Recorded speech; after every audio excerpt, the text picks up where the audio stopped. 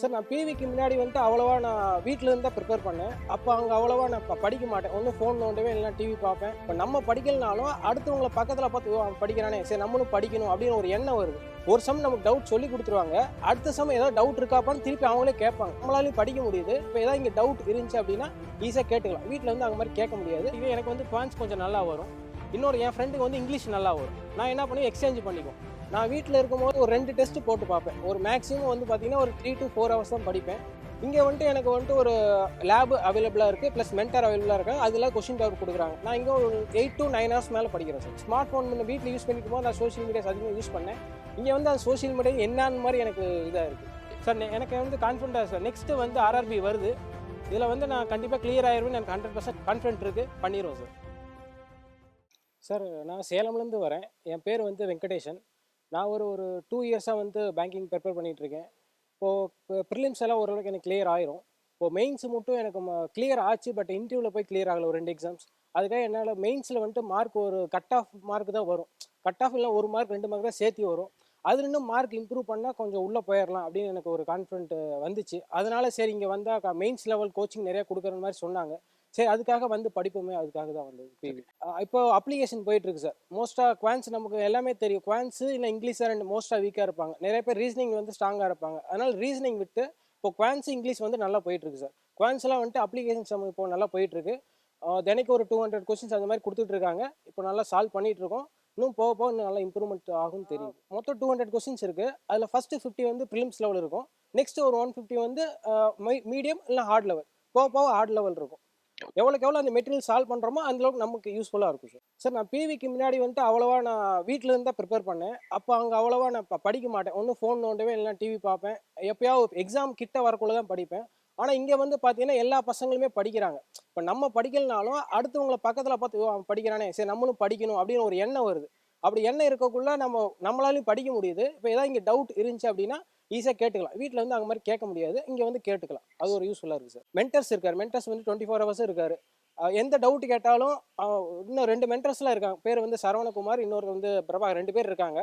ஒரு சம் நமக்கு டவுட் சொல்லி கொடுத்துருவாங்க.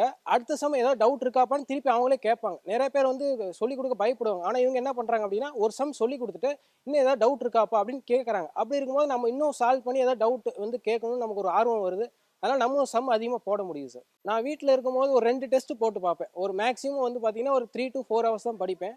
இங்கே வந்துட்டு எனக்கு வந்துட்டு ஒரு லேப் அவைலபிளாக இருக்குது, ப்ளஸ் மென்டர் அவைலபிளாக இருக்காங்க. அதில் கொஸ்டின் பேப்பர் கொடுக்குறாங்க. நான் இங்கே ஒரு 8 to 9 hours மேலே படிக்கிறேன் சார். சார் லேப் வந்து 24 hours அவைலபிளாக இருக்குது சார். நம்ம வேணுங்கிறப்போ போய் டெஸ்ட்டு போட்டுக்கலாம் சார். எப்போ வேணாலும் போட்டுக்கலாம் சார். நான் வந்து வீட்டில் இருக்கும்போது நான் ஸ்மார்ட் ஃபோன் வச்சு தான் படிச்சுட்டு இருந்தேன். பட் ஆனால் இங்கே வந்து ஸ்மார்ட் ஃபோன் இருக்கக்கூடாதுன்னு சொல்லிட்டாங்க. ஃபஸ்ட்டு நான் வந்து அடாப்ட் பண்ணிக்க ஒரு 2-3 நாள் ஆச்சு. ஸ்மார்ட் ஃபோன் இல்லாத தனியாக இருக்கிறத அடாப்ட் பண்ணி கற்றுக்கிட்டு அதுக்கப்புறம் நம்ம என்ன பண்ணலாம் அப்படின்னு யோசிக்கும் போது நமக்கு லேப் கொடுத்தாங்க. அந்த லேபை வந்து நம்மளால் எவ்வளோ எஃபெக்டிவாக யூஸ் பண்ண முடியுமோ அந்தளவு யூஸ் பண்ணேன். இப்போ வந்து ஸ்மார்ட் ஃபோன்லேருந்து கொஞ்சம் தள்ளி இருக்கேன். ஸ்மார்ட் ஃபோன் முன்ன வீட்டில் யூஸ் பண்ணிட்டு போது நான் சோஷியல் மீடியாஸ் அதிகமாக யூஸ் பண்ணேன். இங்கே வந்து அது சோஷியல் மீடியா என்னன்னு மாதிரி எனக்கு இதாக இருக்குது. இப்போது ஓரளவுக்கு நல்லா லேபில் வந்து நல்லா யூஸ் பண்ணுறேன். ஸ்மார்ட் ஃபோன் இல்லாத இப்போ கொஞ்சம் நல்லா படிக்க முடியுது. சண்டே வந்து படத்துக்கு போவோம், இல்லைனா ஃப்ரெண்ட்ஸ் கூட வெளியே சுற்றுவோம். ஹாலிடேஸில் அதான் பண்ணுவோம் மோஸ்ட்டாக. இங்கே வந்து படிக்கிறோம். நம்ம படிக்கலனாலும் பக்கத்தில் இருக்க வந்து படிக்கிறப்போ நமக்கு படிக்கணும்னு ஆர்வம் வருது. அதனால் நம்ம படிக்கிறோம் சார். காலையில் எந்திரிக்கிறது வந்து 5:30 மணிக்கு எந்திரிக்கிறேன். 6 மணிக்கு அவங்க கிளாஸ் வைக்கிறாங்க. கரண்ட் அஃபேர்ஸ் கிளாஸ் வந்து காலையில் போகுது. 6 to 7:30 வந்து கிளாஸ் போகுது. திருப்பி 7:30 to 9 வந்துட்டு பார்த்தீங்கன்னா சாப்பாடை ரெஃப்ரெஷ் பண்ண ஆயிடுது. திருப்பி 9:15 பக்கமாக கிளாஸ் வைக்கிறாங்க. அதுலேருந்து ஒரு 1.5 hour வந்து இங்கிலீஷ் போகுது. அடுத்த 1.5 hour அப்புறம் கொஞ்சம் பிரேக் வருது. அதுக்கப்புறம் திருப்பி ஒரு 1.5 hour வந்து இங்கிலீஷ்லேயே மெயின்ஸ் லெவல் போகுது சார். அடுத்து சாப்பிட விட்டு அடுத்து ஃபுல்லாக மதியம் ஃபுல்லாக மேக்ஸு. ஈவினிங் வந்து நம்ம டெஸ்ட்டு போடணும் சார். போட்டு ரிவ்யூ பார்க்கணும் சார். சார் காலையில் வந்துட்டு மென்டர் வந்து 6 மணிக்கெலாம் மீட்டிங் வைப்பார் சார். அப்போவே டெய்லி ஷெடியூல் நீங்கள் என்னென்ன பண்ணணும் அப்படின்ட்டு ஒவ்வொரு ஆளுக்கு அலோகேட் பண்ணிடுவார். அது வந்து நம்ம யூஸ்ஃபுல்லாக முன்னாடியே அந்த ஷெடியூல் தெரிஞ்சு நம்ம படிக்கிறதுனால யூஸ்ஃபுல்லாக இருக்குது. இப்போ முன்னெல்லாம் மென்டர் மீட்டிங் இல்லாதப்போ என்ன படிக்கிறோம் ஏது படிக்கிறோமே தெரியாது. இப்போ வந்து அவர் முன்னாடியே ஒரு கிளியர் கட் எக்ஸ்ப்ளனேஷன் கொடுத்துறதுனால அதை பிடி போகிறப்போ நமக்கு நல்லா யூஸ்ஃபுல்லாக இருக்குது சார். பாயிண்ட் ஆஃப் ஸ்பெஷல் நீங்கள் என்ன பண்ணீங்க, நீங்கள் ஃபுல்லாக என்ன பண்ணீங்க, கரெக்டாக நான் ஷெடியூல் போனது கரெக்டாக பண்ணீங்களா அப்படின்னு நம்மளே செக் பண்ணி பார்த்துக்க சொல்லுவார் சார். முடிக்காத இருக்கிறனால பஃபர் டே கொடுக்குறாங்க சார். அதில் வந்துட்டு நம்ம முடிஞ்ச அளவுக்கு கம்ப்ளீட் பண்ண பார்க்கணும் சார். இப்போது எனக்கு மென்டர்ஸ் காலில் என்ன பண்ணுவார் அப்படின்னா, இப்போது குரூப் அவர் பார்ப்பார். எத்தனை பேர் மெயின்ஸ் இருக்கீங்க, எத்தனை பேர் ப்ரிலிம்ஸ் இருக்கீங்கன்னு கேட்பார். அதுக்கு தகுந்த மாதிரி தனித்தனியாக ஷெடியூல் கொடுப்பார். நீங்கள் ப்ரிலிம்ஸ் அப்படின்னா நீங்கள் ப்ரிலிம்ஸ் மார்க் டெஸ்ட் போடுங்க.